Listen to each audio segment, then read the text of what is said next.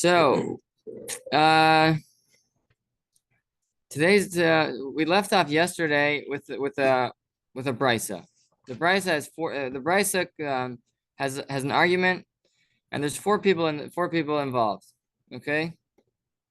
We were talking it over last night with my guest how to explain this. How do you explain these four people involved?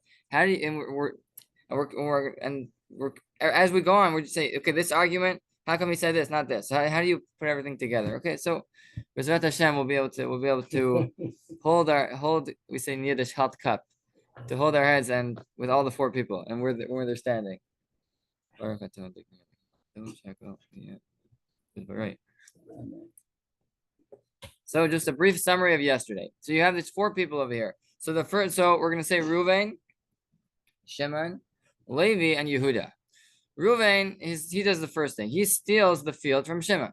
Okay, Reuven steals the field from Shimon, and so Shimon's the owner. Reuven is the thief. Then Reuven the thief goes and sells it to the buyer, Levi. So thief Reuven sells it to buyer Levi. Okay, now you have Yehuda, a fourth person.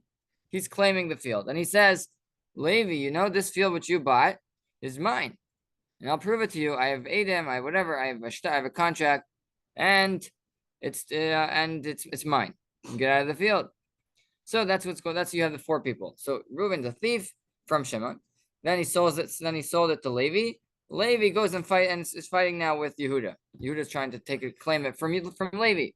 So now Shimon, the original owner, says, hey, if Levi, the buyer, if he wins, I will get back my field, because I'll prove that it was stolen, and Levi bought it from the Ganav, the Gazlan, right? Mm-hmm. And from the thief.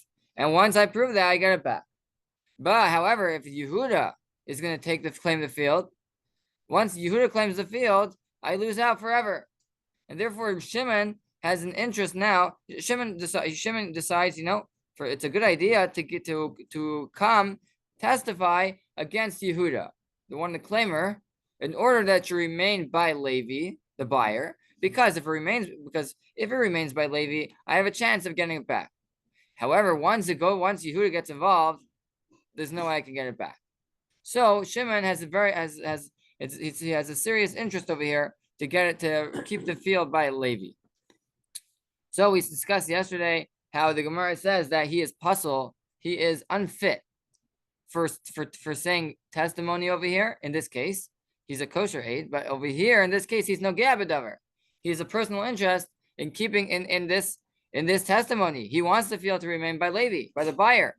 Otherwise, it would end up by Yehuda, and Yehuda has no way of getting it back. So the Gemara has a question. I'm sorry? Sorry, no, Shimon. The owner has no way to get it back from Yehuda. Levi, he has a way. Right. You can just prove that it was stolen, and that's fine. Why would Yehuda have such a power that he would take over? Well, he's a trickster. He knows he's a lawyer. He's a trickster. He hired the right witnesses, and he has the right documents.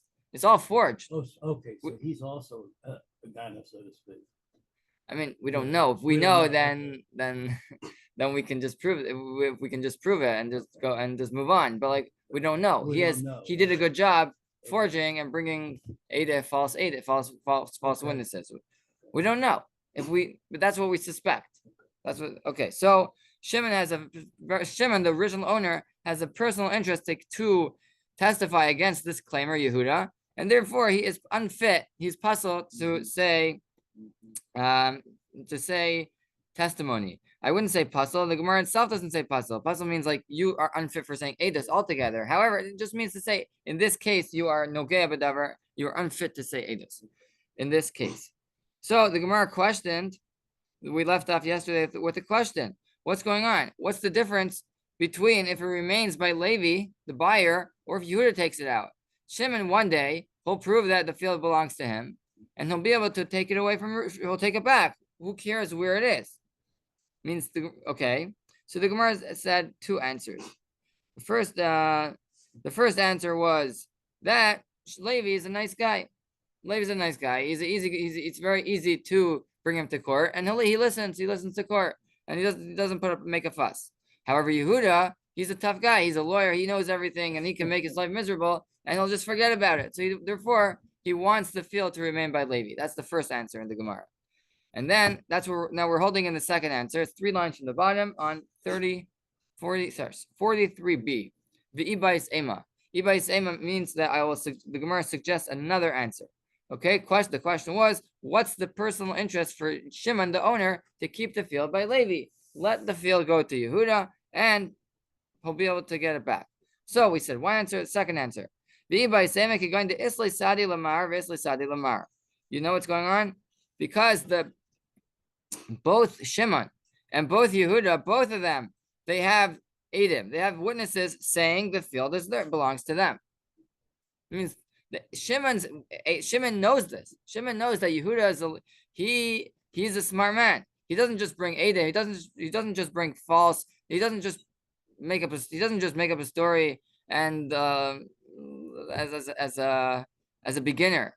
He's an amateur. He's an amateur thief. He knows he brought with the same witnesses that Shimon has.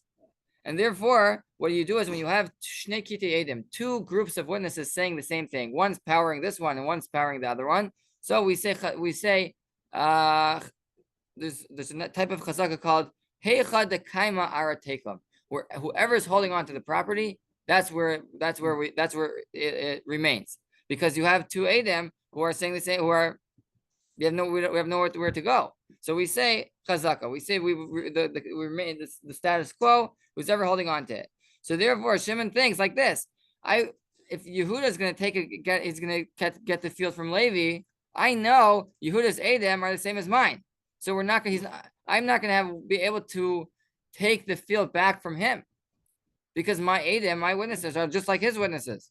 If it remains by Levi, his whole claim over here is he bought the field from a thief. I can get it right back. But if once it goes to Yehuda, it's going to be stuck forever, and therefore he's no geba eidos. I'll just read the words again. Both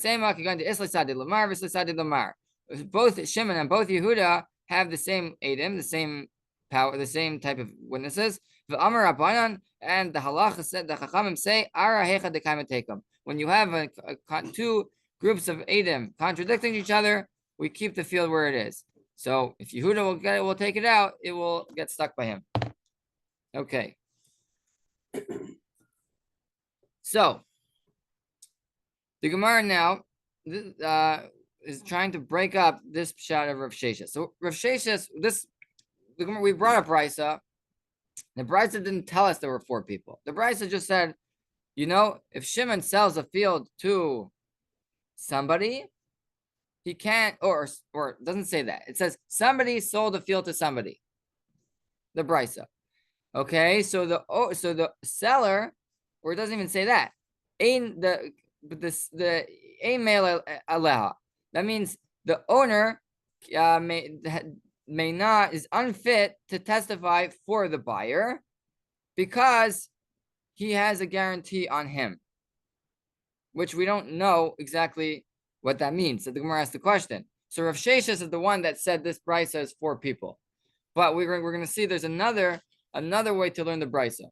So let's just keep that in mind. We're asking on Rav Sheshes. So these 4 people that the case of 4 people is Rav Sheshes's interpretation of the brisa. So the Gemara asks now on the interpretation of Rav Sheshes.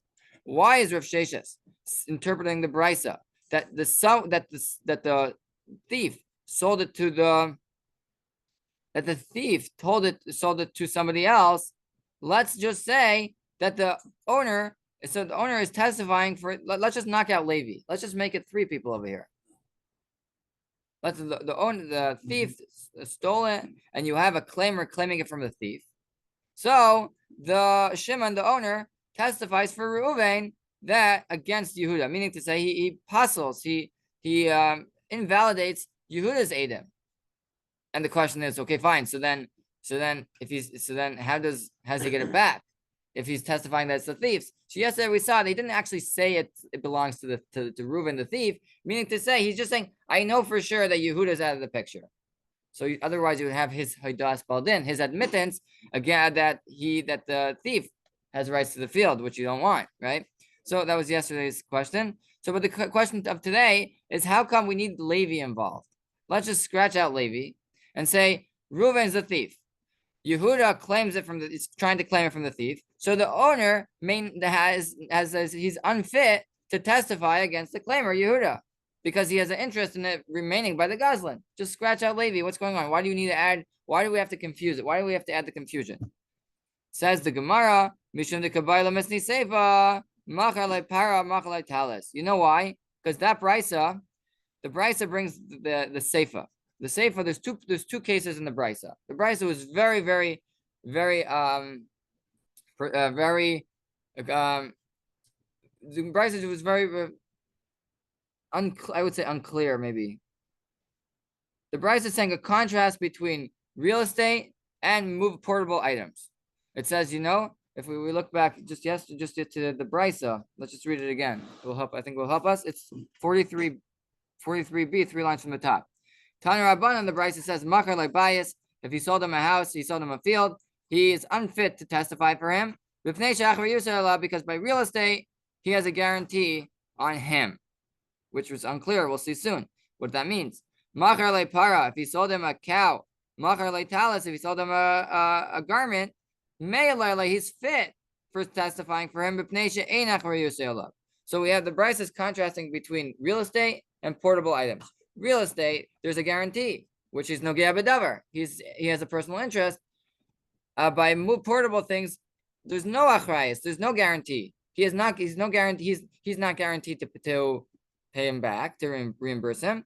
So we say that he is fit.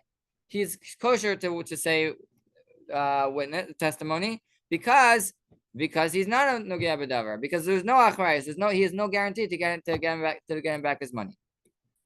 So says the Gemara, based on the Seifa, that's the Seifa's. We must say a case of mecher. Let's explain why. It's a little confusing. Let's try to step back a second. The halacha we learned in Bava Kama is that a thief, there's something called the thief, a gazlan, a ganav or a gazlan acquires a kinyan with either a shinoi, means if he changes the item, if he stole wood and he made it into a table, or he stole anything, he stole raw material, he built it into something. So then that's called a shinoi. Shinoi means he changed the item. He is kayan. Now the object becomes his, and then all he has to do is pay back money, the value of what he stole. However, if there's no shinoi, it means the object is the way nothing happened to the object. He has no right to keep the object. He has to return the object. So if it's a shinoi, he changed the item. So then he has every right. He can keep it if he wants. All he has to do is give back the value. However, if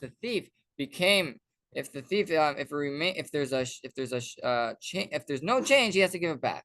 Now there's different types of changes, right? Either it can change the object or it can change possession. He sold it on.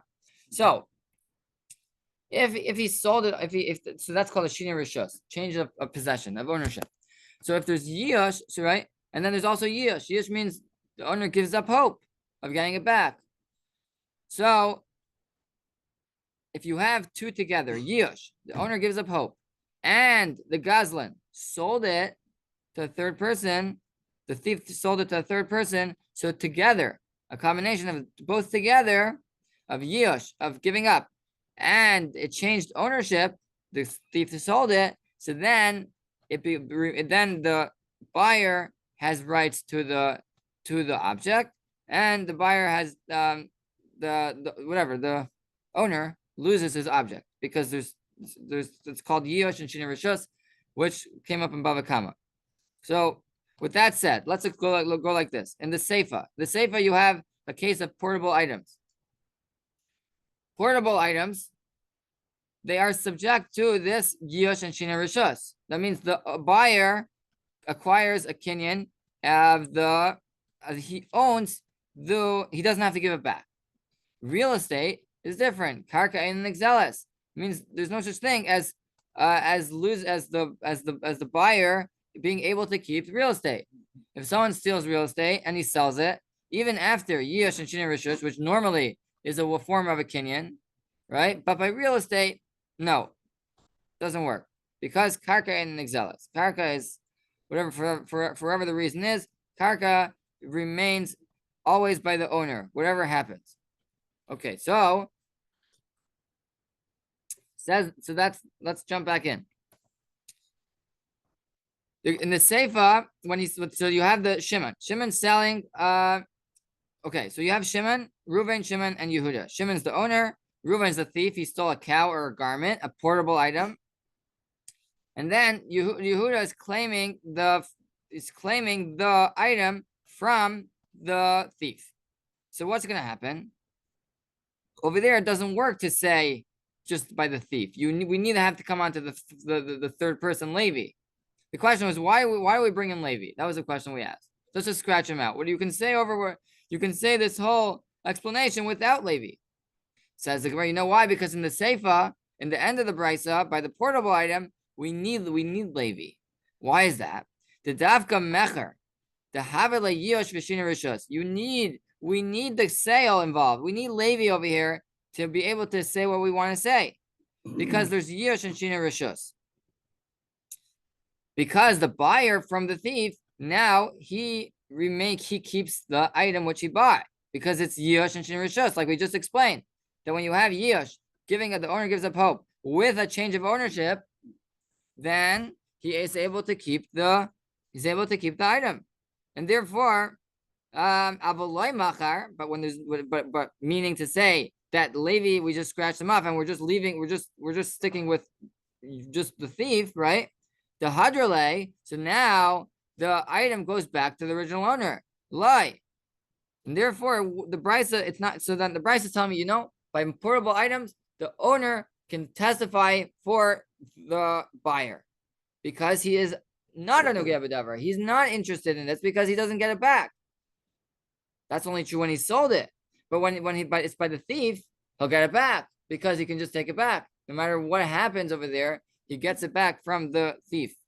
And therefore, he's a personal interest.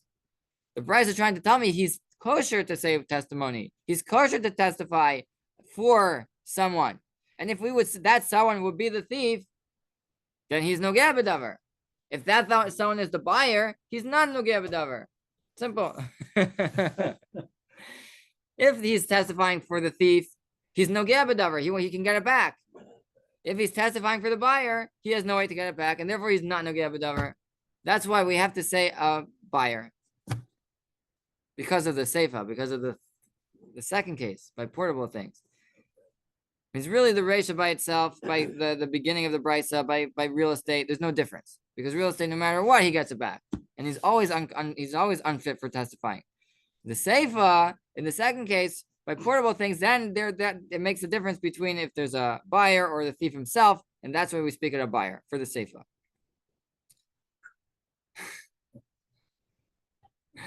Yeah, it's a hard one. Yeah, I warned you this. I should have warned you yesterday. So you'd have a whole day to prepare. Yeah, I read the whole summary yesterday. Okay, so yeah. okay, so I'm giving you a warning for tomorrow's daf. It's also gonna be a challenge.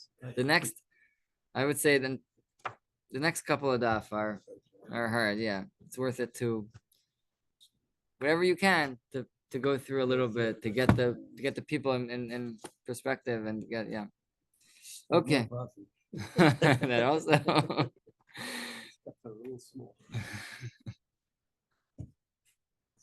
Okay, so question: V'seifa nami nihida miyayish migufe midami miyayish. Says the Gemara. Ask the Gemara.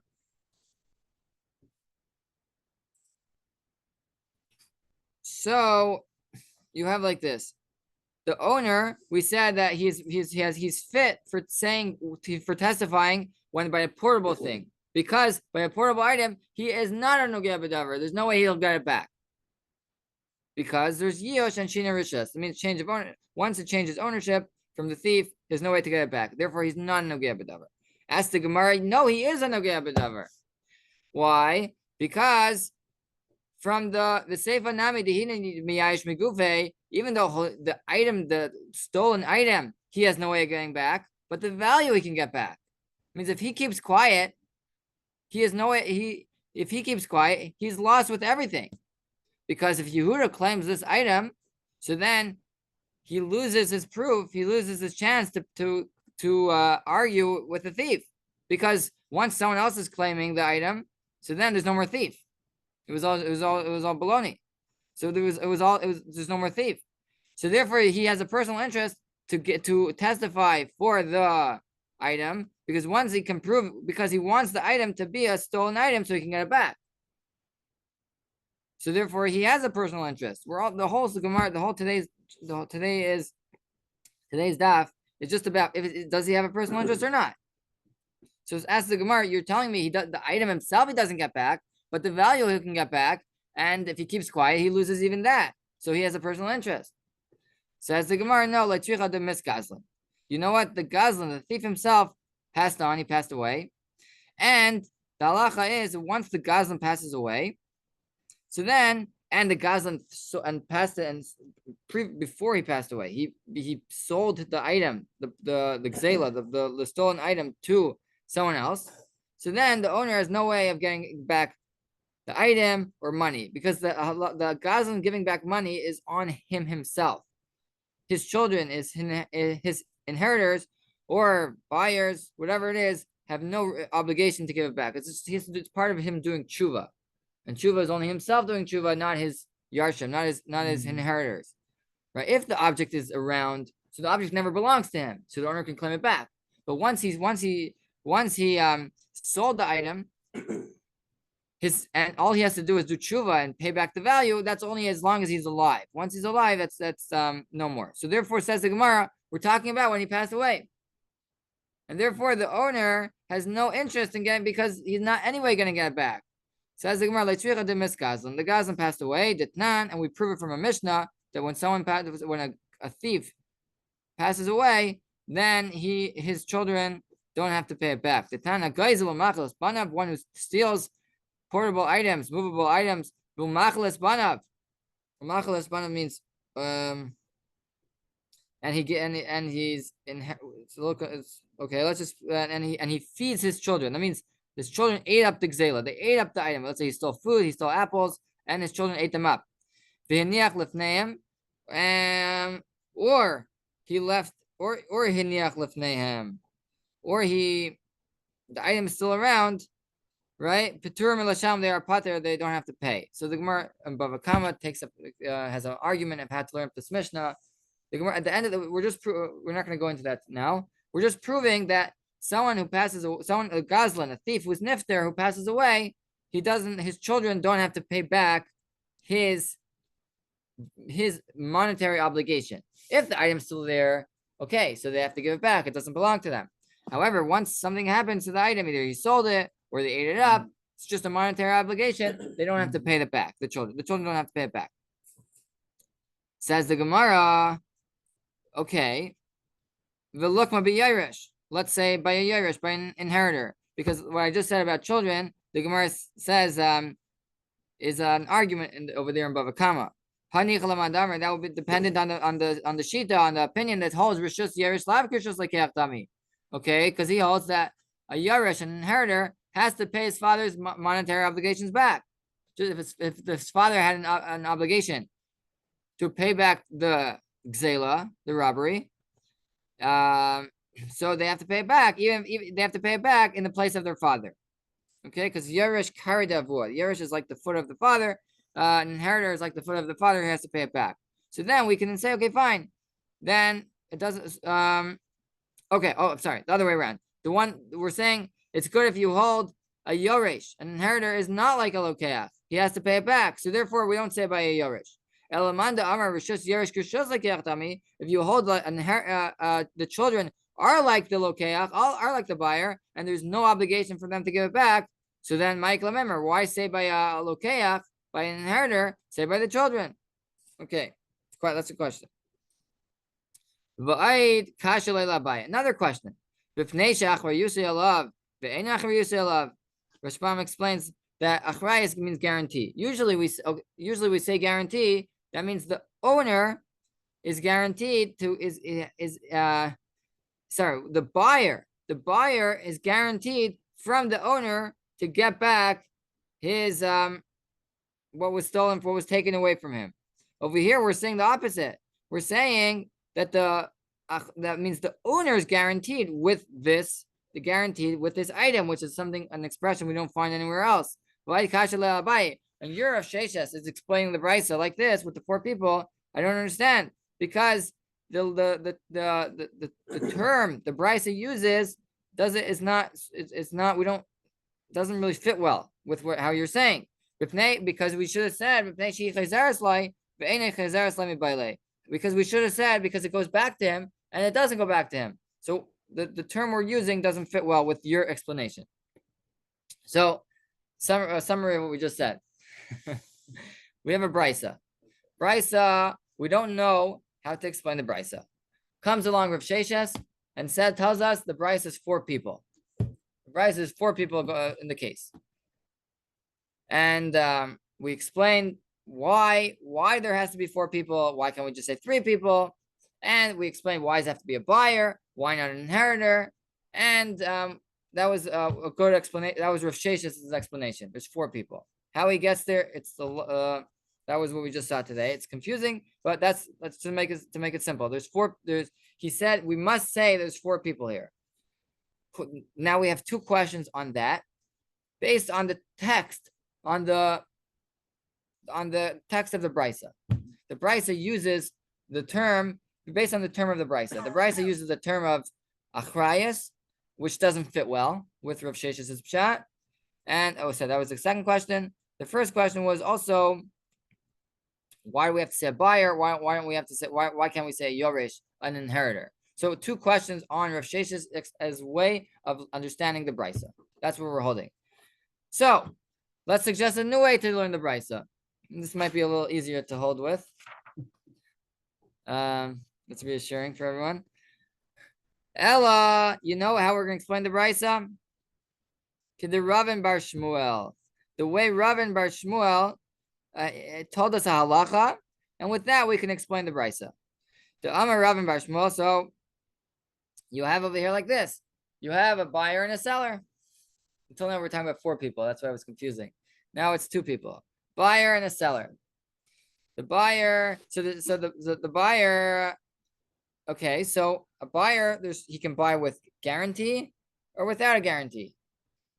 If someone takes away the field, a creditor comes. The creditor of the seller comes and takes away the field. He wants his money back. So either there's something called a sale with achrayus, with guarantee. Then he'll go back to the seller and get back the money.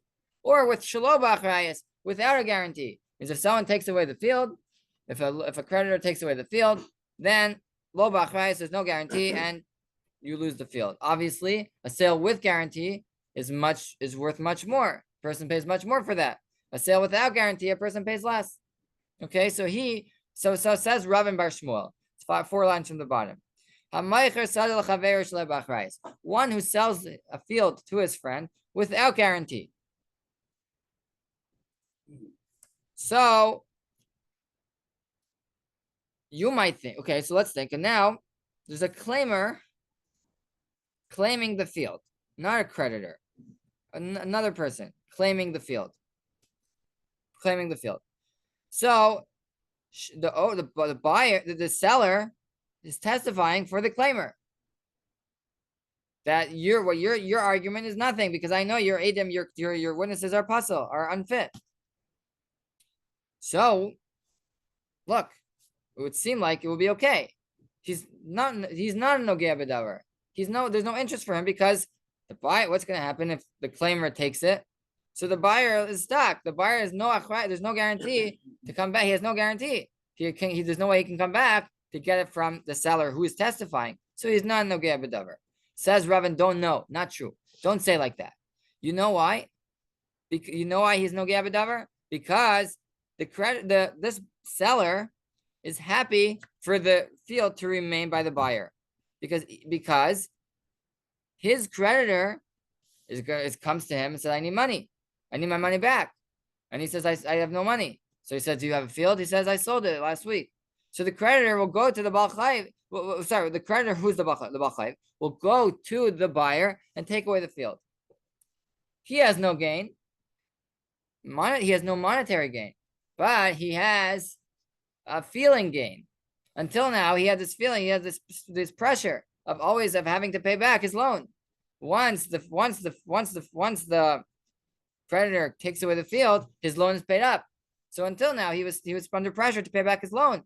And now that the creditor takes the field, so he's happy. So he's no b'davar. So that's what Rav and Bar Shmuel taught us.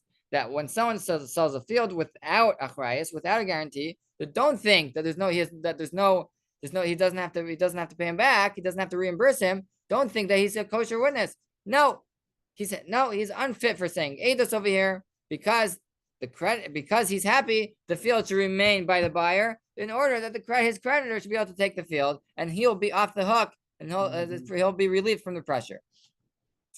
So says the Gemara, let's plug that into the brisa. Makar, when you sell him, that's how we're learning the brisa, and it fits very well. When you sold them you sold someone your house or a field, and now someone else is trying to take it away, the seller is unfit to testify for the buyer because he wants it to be by the buyer in order that he should be relieved from his loan. There you go. Says the Gemara, that's only by real estate. But by a movable item, it doesn't work like that. A movable item, a creditor has no right to go and grab movable items. I borrow money. My creditor says, "Okay, I need my money. Pay me up." I said, "No money, Johnny." And so the creditor says, "Okay, so you had a watch? Oh, I sold it. I sold it last week." So the creditor goes to the buyer and tries to take the watch. No. He has only right he has to is from real estate. We'll see why we'll see why in a minute. But movable items, the creditor has no right to them. Okay, so the part of a talis, a cow, a talis, a garment, is a movable item. Not only if there was a stama, the buyer sold it to him. Not only if the loan was set up stam. That the seller, when he borrowed the money, he borrowed money without clarifying which of his properties, how he's going to pay it up. He said, I'm borrowing from you money, and I'm going to have, with Hashem's help, I'll pay back. So, the Laimish Tabale, over there, that's for sure that the creditor has no right to the movable items. There's no shiba, there's no encumberment, like we said. My time, because it's movable items. Movable items are not meshubed. They don't get encumbered to the creditor. The reason given is based on is from the Rashbam, because I believe it's a Gemara somewhere. The reason given is because movable items, when you sell them. There's no call. There's no sound. Nobody hears about them when you sell when you sell them, when you handle with them, when you set them up for the lender, nobody knows that they are encumbered to him, and therefore the Chachamim said when movable items are not meshubah, they're not encumbered to a Baal Chayv, to the lender. Otherwise, there will be no end. Yeah. Every time you buy something, people will take it away from you. Right? You buy something, and all of a sudden his lenders will come after you for all your everything. Real estate, there's noise when you encumber real estate. There's a call, there's a noise, people hear about it. But metaltal and movable items, there's no way to find out.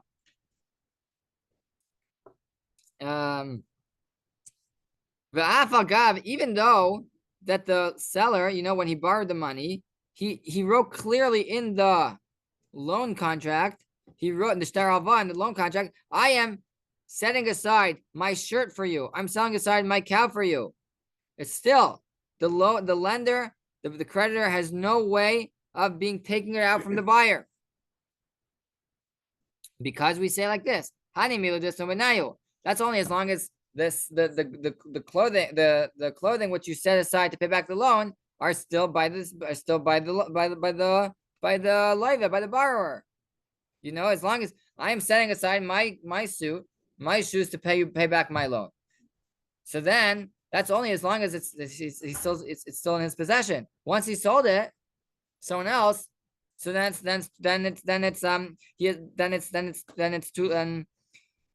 no. When he sold it, it's not his possession anymore. It's not mishubat. It's not encumbered to the Baal Chayv, to the creditor. So then also we knock that out. Even if he wrote clearly in the contract the shtar alva, the lending contract, it still doesn't help. Even if he made the movable items into an apaitiki. Apaitiki means you designated a field, you designated payment, and you're saying, this is my loan which I borrow from you, is your payment is from this and this, which is in my possession. Says the Gemara, you might think, okay, fine, because he designated something to pay back the loan, so if he sells it, he has no right to sell it. Says the Gemara, no, even an apaitiki means here will be your payment. Your payment will be from here. Still, if he sells these portable items, it's too bad, right? It's too bad on the lender, right? It's too bad on the creditor, because a paitika doesn't help. A paitika only helps as long as it's by the livet, by the borrower. Once the borrower sells his portable items, even if he designated it clearly, your payment should be from here, the creditor does not collect from it. My time, what's the reason? The Amarava Asa Avde Apaitiki, when a person designated his slave for an apaitiki, so a slave is different. A slave there's noise when you sell a slave. The creditor can come collect the slave. However, a person designated his cow or his donkey for an apaitiki, and then he sold it. Why? What's the difference between a slave and a cow? And the cow or a donkey, the ox or the donkey? Says the Gemara, highest like kala, high less like kala. One, there's noise, and one, there's no noise. A slave, there's people hear about if he was designated for someone else or not. A cow or and a donkey, there's no noise, and it's like they have, and therefore, he does not collect from the buyers. So the Gemara says, 1 second, we have a way to get her to we have a loophole over here. We have a loophole how we can encumber movable items to a creditor. That's what we're busy with now. How we can designate something for the creditor that he can always be relying on that even if it gets sold. Okay. Says the Gemara, we have a loophole. So the loophole is that if the borrower was made a kinyan with real estate with metatlan, it means he said, I am being mishabet to you. I am designating for you. I am encumbering for you my real estate together with my metatlan, together with my portable items, with my portable objects. So when you do it together with real estate, so then just like real estate, then it works. Then it acquires the status of the real estate. It's a chiddush in halacha, which is a huge chiddush over here, that you can package move portable items together with real estate, and then it takes on the status of the real estate. Says the Gemara, that's the loophole. We have a loophole over here. Maybe he packaged the metatlan, the movable objects with the real estate. The Amar Rabba, and we find that Rabba taught us if you package the portables with the real estate, Kani, he is kaina. However, 1 second. Mekarki kani metatli. Oh yeah, it's just we're just finishing the sentence. Mekarki kani metatli. The real estate is able to take over and make a kinyan and also and you can be kaina. You can acquire also the movable items. So that's the loophole over here. Says the Gemara that what are you telling me that the creditor has no way of collecting the portable items? We have a loophole. We have a loophole that if he was makna, he was makna, he designated his field together with metaltal and together with the portables because he's able to collect the real estate, so too he's able to collect the portables, and therefore we have a loophole that the Brisa should have brought up. So what's going on? And then the Gemara finishes off the question. Anytime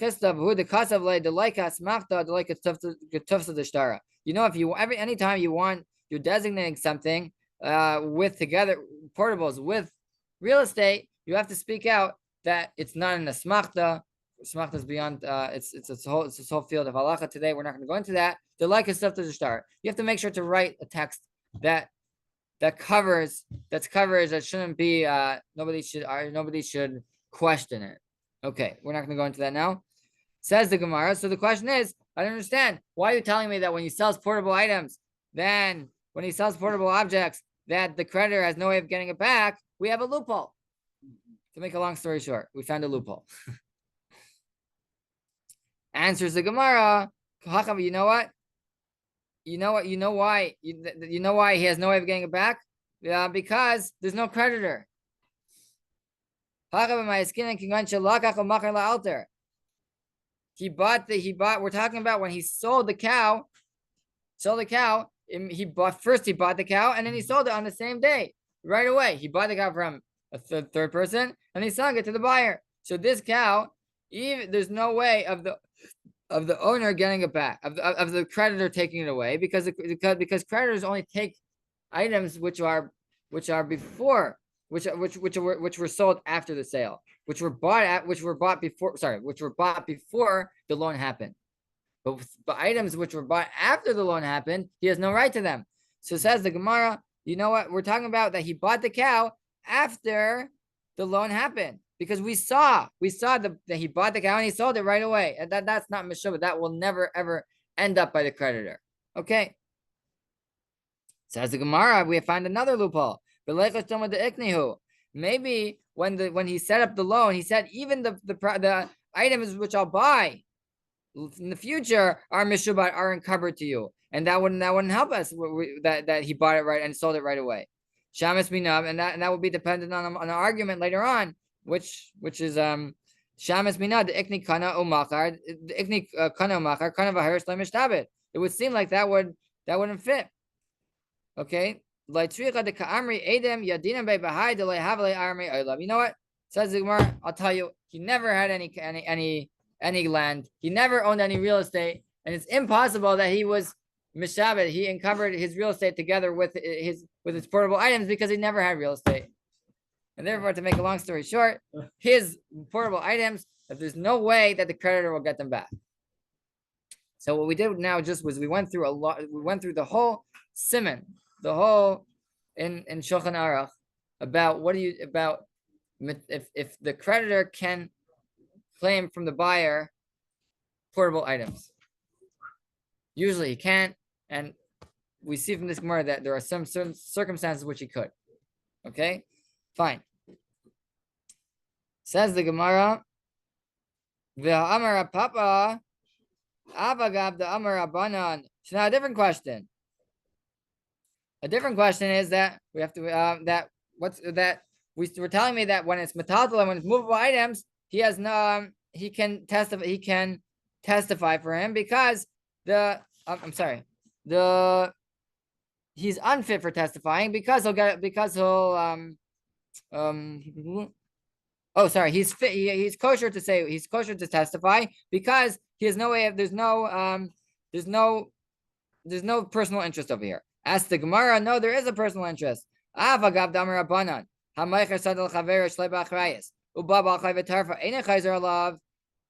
though if you're telling me that a sale without guarantee, so then if it gets taken from the buyer, so the buyer goes back to reimburse the owner and he says, no, there's no guarantee. Fine. So he doesn't get back his money. However, if the nimsa she'enai shalai, if the claimer claimed the field from the buyer, not because he's a creditor, the claimer is claiming the field because it was stolen. It was primarily his. It always belonged to him. So then it comes out the sale, and it was never a sale. Says the Gemara. So then even if it's without, even if the sale was without guarantee, he can go back and get reimbursement from the seller. And therefore, if the seller says, you know what, the buyer, it belongs to the buyer and not to the claimer, so he's no b'davar. Otherwise, if it would end up by the claimer, so the buyer will come back and get reimbursement from him. So he is no b'davar. Says the Gemara,